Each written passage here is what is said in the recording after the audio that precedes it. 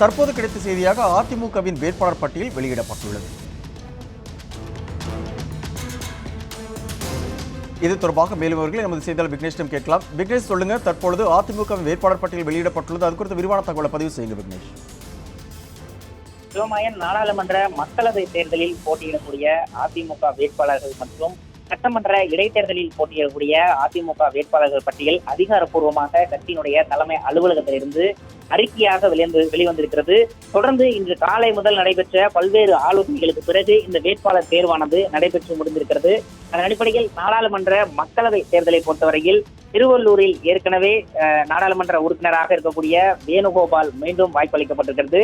சென்னை தெற்கு தொகுதிக்கு கட்சியினுடைய புரட்சி தலைவி பேரவை இணைச் செயலாளரும் அமைச்சருடைய ஜெயக்குமாருடைய மகனுமான ஜெயவர்தனுக்கு வழங்கப்பட்டிருக்கிறது.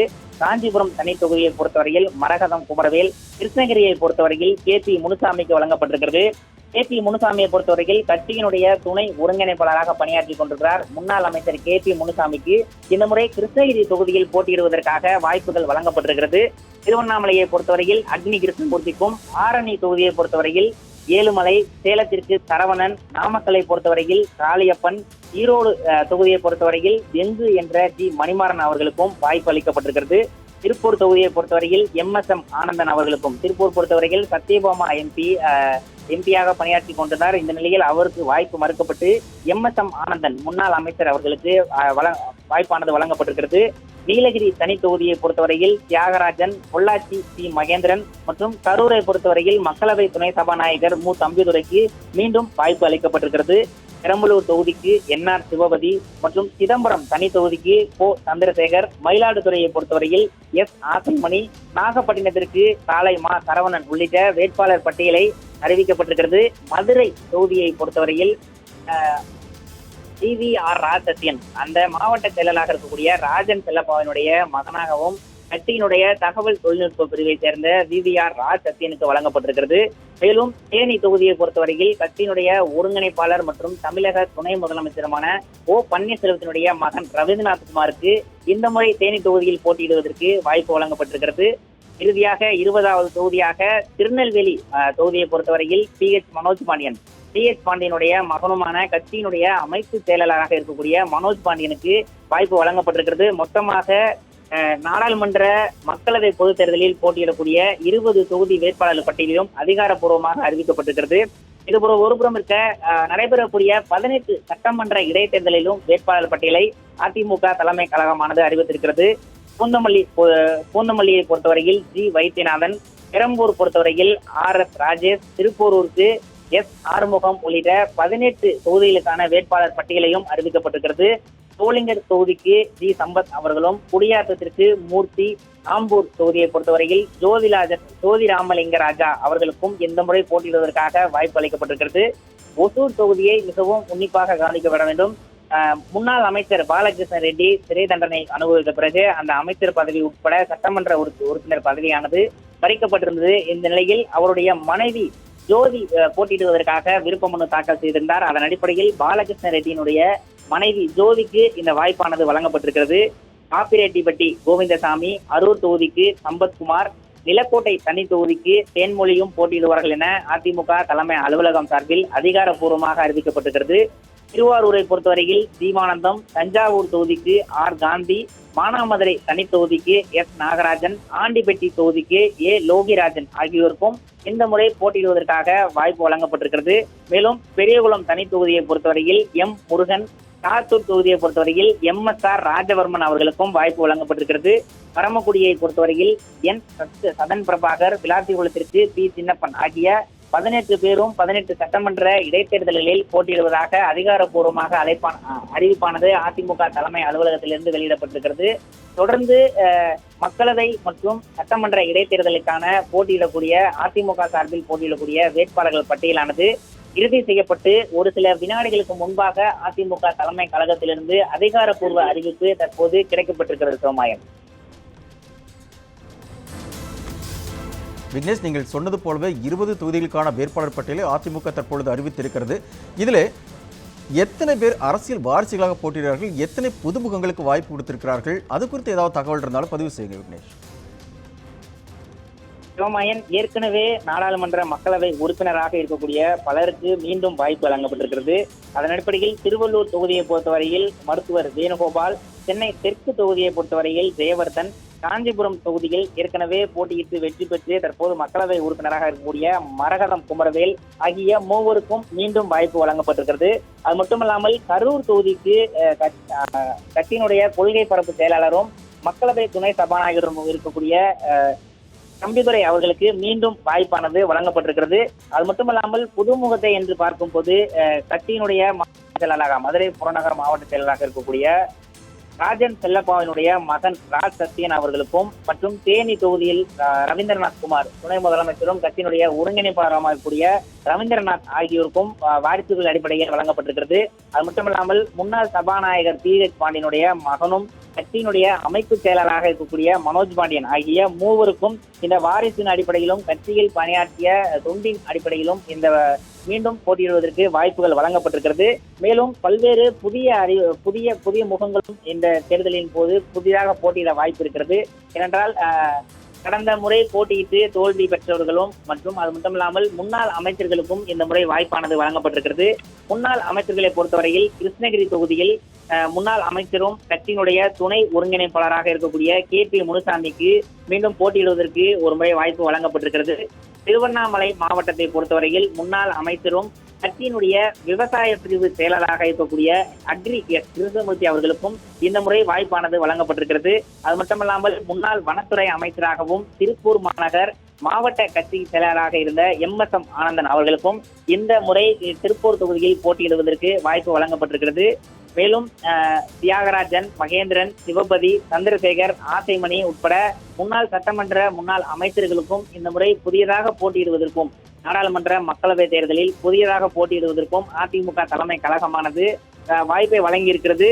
மக்களவை தேர்தலை மட்டுமல்லாமல் சட்டமன்ற இடைத்தேர்தலின் போதும் பல்வேறு புதுமுகங்களுக்கு இந்த முறை வாய்ப்பானது வழங்கப்பட்டிருக்கிறது. ஏனென்றால் தகுதி நீக்கம் செய்யப்பட்ட 18 சட்டமன்ற உறுப்பினர்களும் TTV தினகரனுக்கு ஆதரவு தெரிவித்து அவர் பக்கம் இருக்கிறார்கள். அதன் அடிப்படையில் 18 சட்டமன்ற உறுப்பினர்களை வேட்பாளர்களையும் புதியதாக தேர்ந்தெடுக்க முடிவு செய்து பல்வேறு கட்ட ஆலோசனைகளுக்கு பிறகு வழங்கப்பட்டிருக்கிறது. அதன் அடிப்படையில் வைத்தியநாதன், வடசென்னை கிழக்கு மாவட்ட செயலராக இருக்கக்கூடிய ராஜேஷ், திருக்கழுங்குன்றம் ஆறுமுகம் ஆகியோருக்கு இந்த முறை சட்டமன்ற இடைத்தேர்தலில் போட்டியிடுவதற்கு வாய்ப்பு வழங்கப்பட்டிருக்கிறது. அது மட்டுமல்லாமல் அமைச்சராக இருந்து சிறை தண்டனை காரணமாக அமைச்சராக இருந்து சிறை தண்டனை விதிக்கப்பட்டதன் காரணமாக பதவி பறிபோன பாலகிருஷ்ண ரெட்டியினுடைய மனைவி ஜோதிக்கு இந்த முறை அதே தொகுதியில் பாலகிருஷ்ண ரெட்டி போட்டியிட்டு தேர்வு செய்யப்பட்டு அமைச்சராக தேர்ந்தெடுக்கப்பட்ட தொகுதியாக இருக்கக்கூடிய ஒசூர் தொகுதிக்கு பாலகிருஷ்ண ரெட்டியினுடைய மனைவி ஜோதி மீண்டும் போட்டியிடுவதற்கு இந்த வாய்ப்பானது வழங்கப்பட்டிருக்கிறது. காந்தி, நாகராஜன், முருகன், ராஜவர்மன், காந்தி உட்பட பல்வேறு வேட்பாளர்களுக்கு இந்த முறை புதியதாக போட்டியிடுவதற்கான வாய்ப்புகளை அதிமுக தலைமை கழகமானது வழங்கி இருக்கிறது. விக்னேஷ், நீங்கள் சொன்னது போலவே ஒரு நீண்ட நேரத்துக்கு பிறகு, ஒரு நீண்ட ஆலோசனைக்கு பிறகு இந்த வேட்பாளர் பட்டியல், அதிமுகவின் வேட்பாளர் பட்டியல் வெளியிடப்பட்டிருக்கிறது. இந்த நேரத்தில் ஒரு துணை முதலமைச்சரோட செய்தியாளர் சந்திப்போ இல்லை முதல்வரோட செய்தியாளர் சந்திப்பு ஏதாவது இருக்கிறதா, இல்லை வேட்பாளர்கள் யாராவது செய்தியாளர் சந்திப்பதற்கான வாய்ப்புகள் ஏதாவது இருக்கிறதா, அது குறித்து இருந்தாலும் பதிவு செய்யுங்கள். சோமாயன், இந்த வேட்பாளர் பட்டியல் என்பது பல்வேறு கட்ட ஆலோசனைகளுக்கு பிறகு முடிவு செய்யப்பட்டிருக்கிறது. பல்வேறு எதிர்ப்புகள், பல்வேறு ஆதரவுகளை கடந்து இந்த வேட்பாளர் பட்டியலானது தேர்வு செய்யப்பட்டிருப்பதாக தகவல் கிடைக்கப்பட்டிருக்கிறது. இன்று காலை முதல் அதிமுக தலைமை அலுவலகத்தில் நடைபெற்று வந்த ஆலோசனை கூட்டமானது சற்று நேரத்திற்கு முன்னதான் ஏனென்றால் தொகுதி பங்கீடு முடிவடைந்திருக்கக்கூடிய இந்த நிலையில் அதிமுக சார்பில் போட்டியிடக்கூடிய 20 வேட்பாளர்கள் மற்றும் அதிமுக சார்பில் சட்டமன்ற இடைத்தேர்தலில் போட்டியிடக்கூடிய 18 தொகுதிகளுக்கான சட்டமன்ற வேட்பாளர்களை தேர்ந்தெடுப்பதற்கும் கால தாமதம் ஏற்பட்டது. சிக்கல்களும் எழப்பட்டதாக கூறி வந்த நிலையில் அதற்கான தாமதமும் ஏற்பட்டிருந்தது. சற்று நேரத்திற்கு முன்னர் இந்த ஆலோசனை கூட்டம் முடிந்து இந்த அதிமுக தலைமை அலுவலகத்திலிருந்து ஒருங்கிணைப்பாளர், இணை ஒருங்கிணைப்பாளர் உட்பட அனைவரும் கிளம்பி சென்றிருக்கிறார்கள். அதன் அடிப்படையில் அவர்கள் கிளம்பி சென்ற ஒரு சில நிமிடங்களுக்குள்ளாக இந்த அறிக்கையானது அதிமுக தலைமை கழகத்திலிருந்து வெளியிடப்பட்டிருக்கிறது. இந்த அறிக்கையை பொறுத்தவரையில் அதிகாரப்பூர்வமாக எந்த தொகுதியில் எந்த வேட்பாளர் போட்டியிடப் போகிறார், எந்த சட்டமன்ற இடைத்தேர்தலில் அதிமுக எந்த வேட்பாளர் போட்டியிடப் போகிறார் என்பது தொடர்பான முழு விவரங்களையும் இந்த அறிக்கையின் வெளிக்கொண்டு வரப்பட்டிருக்கிறது. இன்று ஏற்கனவே தொகுதி பட்டியல் வெளியிடுவதில் பல்வேறு கட்ட ஆலோசனைகள் தாமதம் ஏற்பட்டு வந்த நிலையில் இன்றைய தினம் காலையிலிருந்து தற்போது வரை நடைபெற்று வந்த ஆலோசனை கூட்டத்தின் முடிவில் இன்றைய தினம் வேட்பாளர் பட்டியல் வெளியாகுமா என்ற கேள்விக்குறி எழுவந்தது. அந்த கேள்விக்குறிக்கு பதிலளிக்கும் வகையில் ஒரு சில நிமிடங்களுக்கு முன்பாக இந்த அறிக்கையை அதிமுக தலைமை கழகம் சார்பில் அதிகாரப்பூர்வமாக வெளியிடப்பட்டிருக்கிறது. சிவமாயன்,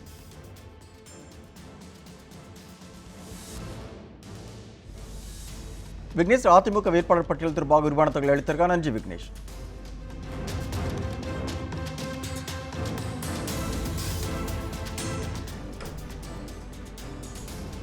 தற்போது கிடைத்த செய்தியாக அதிமுக 18 சட்டப்பேரவை தொகுதி இடைத்தேர்தலுக்கான வேட்பாளர்களும் அறிவிக்கப்பட்டுள்ளது.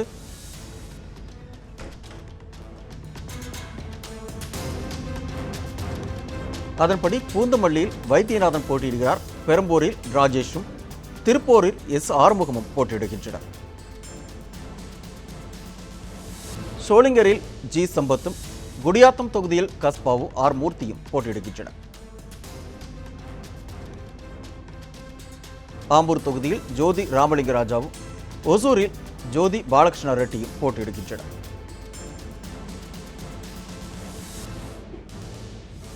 பாப்பிரெட்டிப்பட்டியில் கோவிந்தசாமியும், அரூர் தொகுதியில் சம்பத்குமாரும் போட்டியிடுகின்றனர்.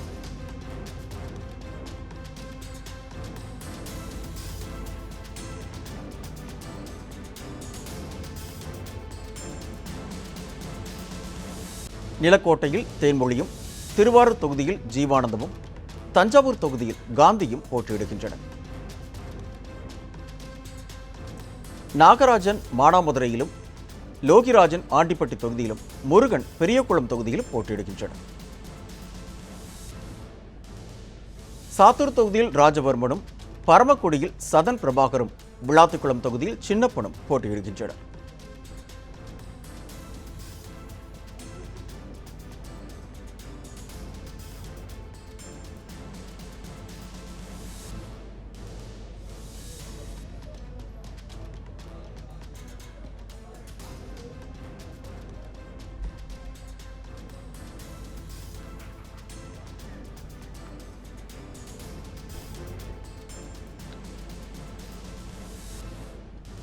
தற்போது அதிமுக வேட்பாளர் பட்டியலை மீண்டும் ஒருமுறை பார்க்கலாம். இதன்படி திருவள்ளூர் தொகுதியில் வேணுகோபால் போட்டியிடுகிறார், தென்சென்னை தொகுதியில் ஜெயவர்தன் போட்டியிடுகிறார், காஞ்சிபுரம் தொகுதியில் மரகதம் குமரவேல் போட்டியிடுகிறார், கிருஷ்ணகிரி தொகுதியில் முனுசாமி போட்டியிடுகிறார், அக்ரி கிருஷ்ணமூர்த்தி திருவண்ணாமலை தொகுதியில் போட்டியிடுகிறார். ஆரணியில் ஏழுமலை போட்டியிடுகிறார், சேலம் தொகுதியில் சரவணன் போட்டியிடுகிறார், நாமக்கல்லில் காளியப்பனும், ஈரோடு தொகுதியில் மணிமாறனும், திருப்பூர் தொகுதியில் ஆனந்தனும் போட்டியிடுகின்றனர். தியாகராஜன் நீலகிரி தொகுதியில் போட்டியிடுகிறார், மகேந்திரன் பொள்ளாச்சி தொகுதியில் போட்டியிடுகிறார், கரூரில் தம்பித்துறையும், பெரம்பலூர் தொகுதியில் சிவபதியும், சிதம்பரம் தொகுதியில் சந்திரசேகரும் போட்டியிடுகின்றனர். மயிலாடுதுறை தொகுதியில் ஆசைபடியும், நாகப்பட்டினம் தொகுதியில் சரவணனும், மதுரை தொகுதியில் ராஜ் சத்யனும், தேனி தொகுதியில் ரவீந்திரநாத் குமாரும், திருநெல்வேலி தொகுதியில் மனோஜ் பாண்டியனும் போட்டியிடுகின்றனர்.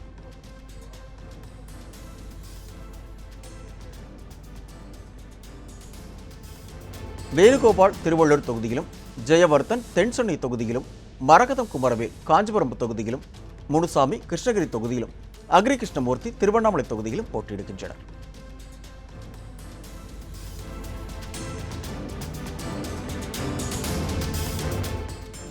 ஆரணியில் ஏழுமலை போட்டியிடுகிறார், சேலம் தொகுதியில் சரவணன் போட்டியிடுகிறார், காளியப்பன் நாமக்கல்லிலும், மணிமாறன் ஈரோடு தொகுதியிலும், ஆனந்தன் திருப்பூர் தொகுதியிலும் போட்டியிடுகின்றனர்.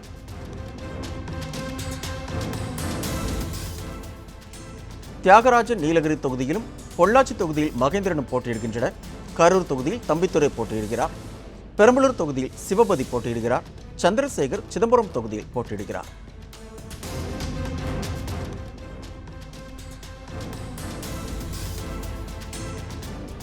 மயிலாடுதுறையில் ஆசைபடியும், நாகப்பட்டினம் தொகுதியில் சரவணனும், மதுரை தொகுதியில் ராஜ் சத்யனும், தேனி தொகுதியில் ரவீந்திரநாத் குமாரும் மற்றும் திருநெல்வேலி தொகுதியில் மனோஜ் பாண்டியனும் போட்டியிடுகின்றனர்.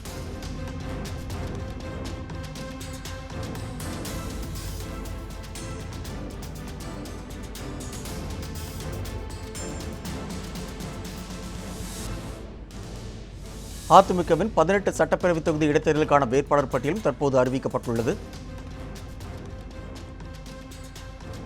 அதன்படி நிலக்கோட்டை தொகுதியில் தேன்மொழி போட்டியிடுகிறார். திருவாரூர் தொகுதியில் ஜீவானந்தம் போட்டியிடுகிறார். தஞ்சாவூர் தொகுதியில் காந்தி போட்டியிடுகிறார். மானாமதுரை தொகுதியில் நாகராஜன் போட்டியிடுகிறார். ஆண்டிப்பட்டியில் லோகிராஜனும் பெரியகுளம் தொகுதியில் முருகனும் போட்டியிடுகின்றனர். ராஜவர்மன் சாத்தூர் தொகுதியில் போட்டியிடுகிறார். சதன் பிரபாகர் பரமக்குடி தொகுதியில் போட்டியிடுகிறார். விளாத்துக்குளம் தொகுதியில் சின்னப்பன் போட்டியிடுகிறார்.